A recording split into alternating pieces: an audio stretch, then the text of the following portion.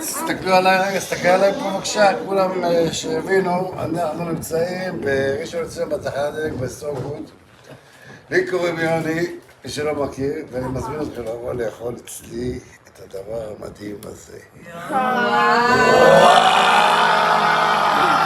תראה את הפנים שלהם פה, תראה את הפנים של הילדים פה, היידה, מחכים לכם.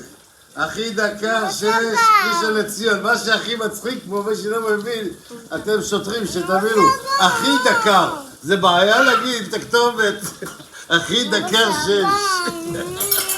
אז מחכים לכם בהכי דקה שיש ראשון לציון.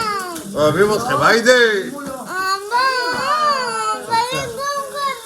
יאללה, שלח לי, טיקטוקר, היידה! אח שלו דקה, ביבי. הוא אמר שאח שלו דקה, שמעת? שמעת? מה יש לך? רולדה, עוגת רולדה.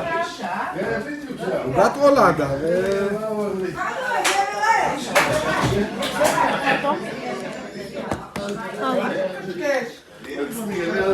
זה אחד הטעימים.